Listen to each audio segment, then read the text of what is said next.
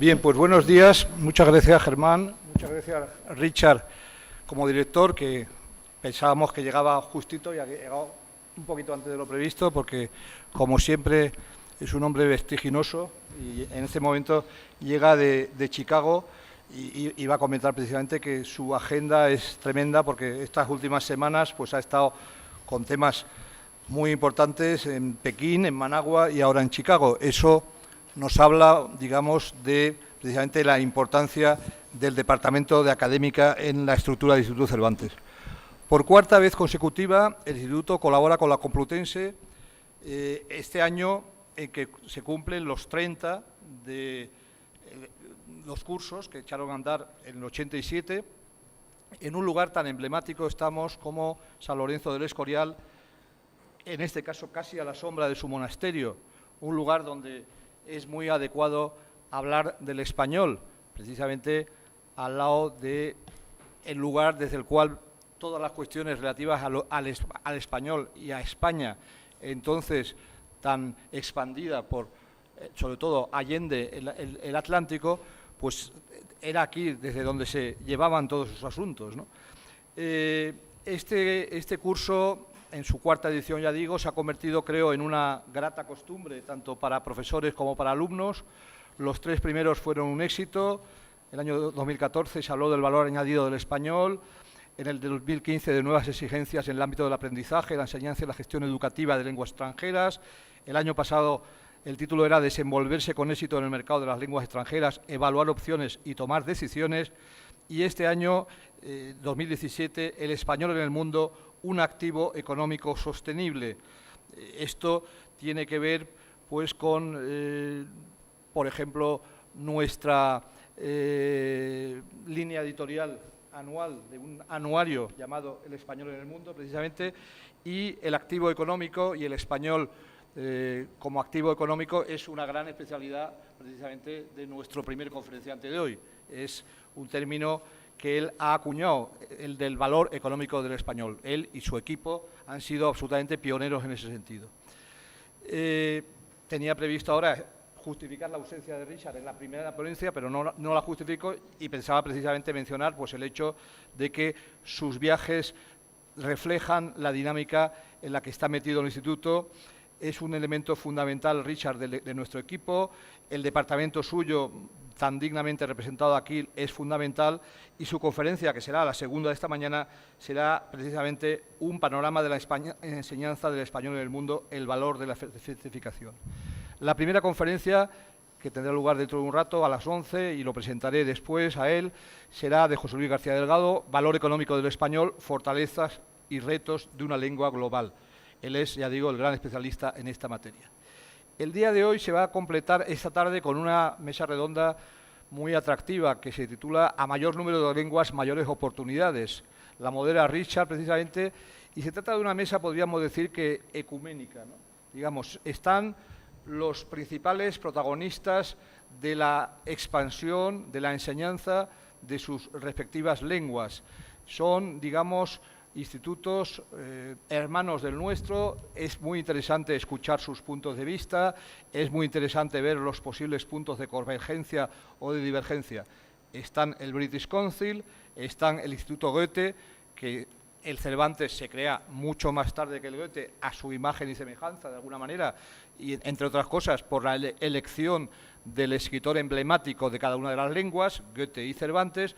Está la Alliance Française, que es una de las dos caras de la expansión del francés en el mundo, siendo la otra el Institut Français, y está el Instituto Camões, que nace también, si el Cervantes es un fruto tardío de la transición española, pues el Camões también elige el nombre de su escritor más universal, aunque se habla también de Pessoa como un super Camões, se le contempla así, pero en cualquier caso la lengua de Camões y la de Pessoa tienen en el Camões también la institución de la cual Portugal, a la salida de su propia dictadura, se dotó. Y luego están, bueno, estos institutos a los que me refiero, estas entidades, somos socios de ellos en el marco de EUNIC, que traducidas sus siglas del inglés, es la Organización Europea para los Institutos de Cultura.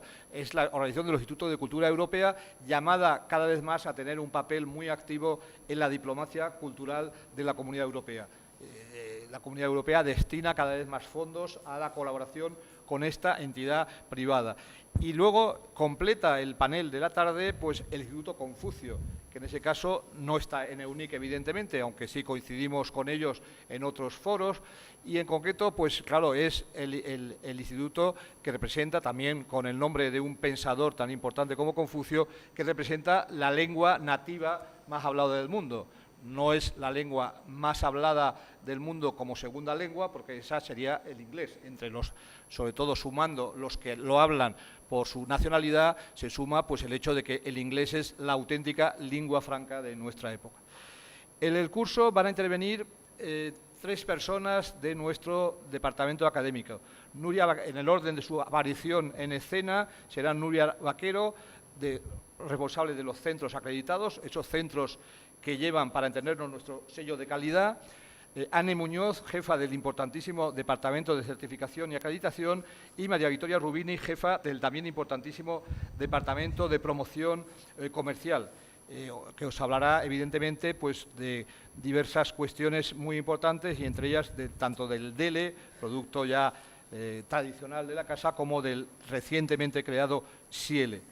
Después, el resto de los intervinientes hablan, digamos, desde cada uno su ángulo de visión. Y yo creo que lo importante aquí es eso, que la lengua española es una aventura colectiva en la cual están implicadas muchas instituciones. Aquí va a hablar Carmen Timor, presidenta de FEDELE, por parte, digamos, de las instituciones que se centran en la enseñanza en nuestro país de nuestro idioma a los extranjeros.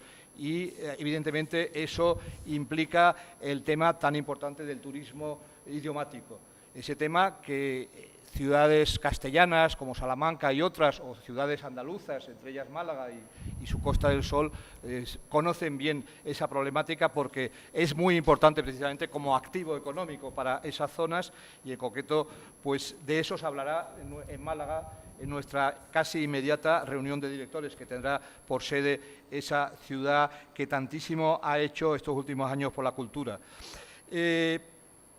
Van a hablar también Jesús Fernández González por la Universidad de Salamanca y Andrés Ordóñez por la UNAM de México, 2 socios históricos nuestros, con los cuales, además de ser socios en CICELE, son también 2 de los 4 socios que estamos detrás del nuevo SIELE. A ellos se suma la Universidad de Buenos Aires, y se suman también, en calidad de universidades asociadas, casi 80 universidades, todas ellas de nuestro ámbito idiomático. De esa problemática del SIELE también hablará Sara Alegría, por parte de la empresa precisamente que está detrás con su tecnología, con su red comercial, que es TED, Telefónica Educación Digital. Por el gremio de los editores hablará Antonio María Ávila. Por la Real Academia Española hablarán Miguel González, su director de comunicación, y Daniel Martín Mayorga, su gerente. Son nuestros socios en muchas historias, y sobre todo en la organización de los congresos internacionales de la lengua española. El próximo tendrá lugar en el año 19 en la ciudad de Córdoba, Argentina.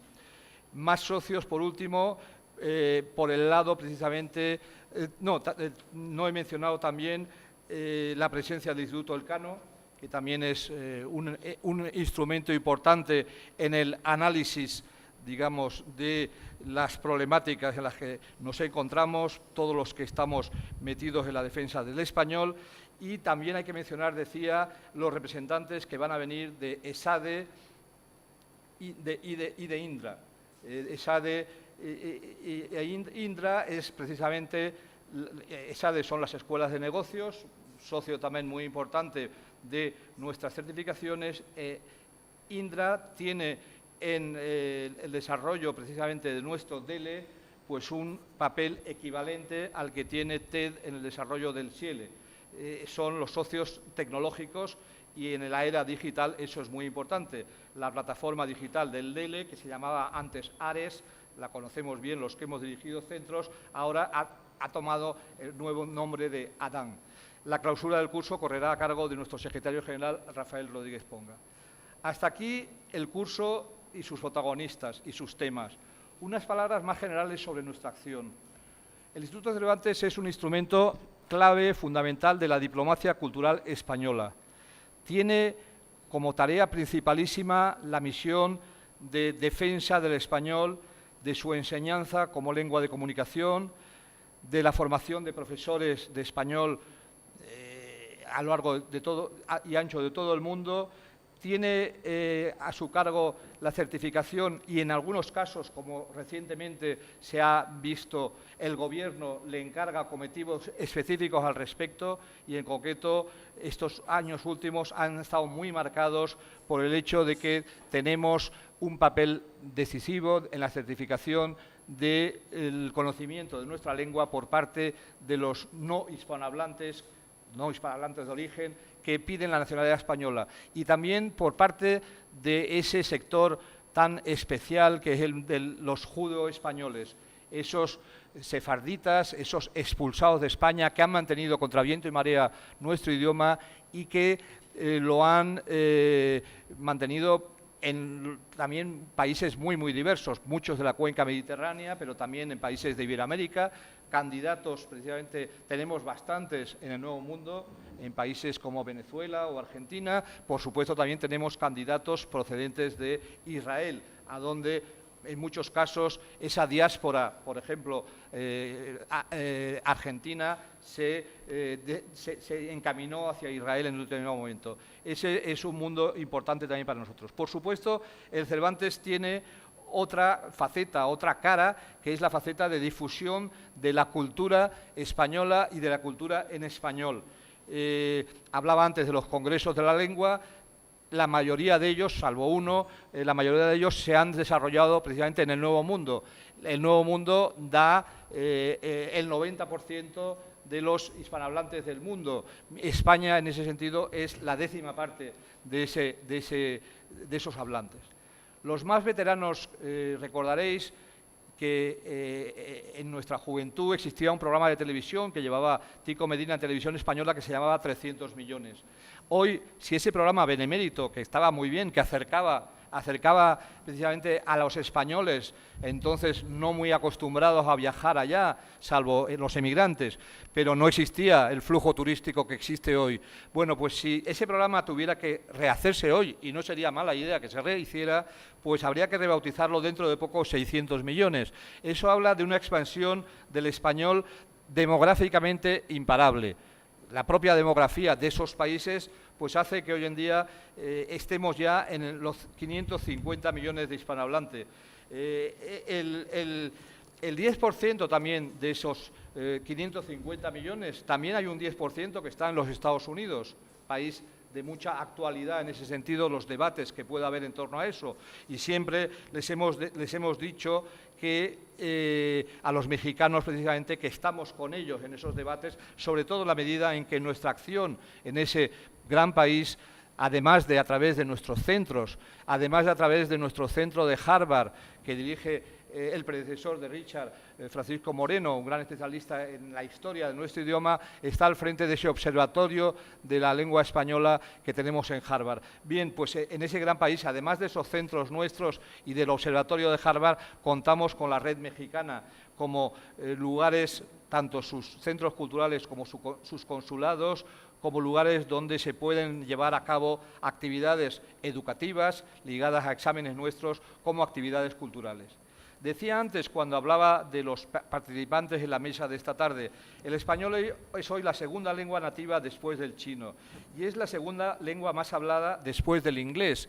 Evidentemente, el inglés es hoy la lengua franca de los negocios, es la lengua dominante en ese sentido.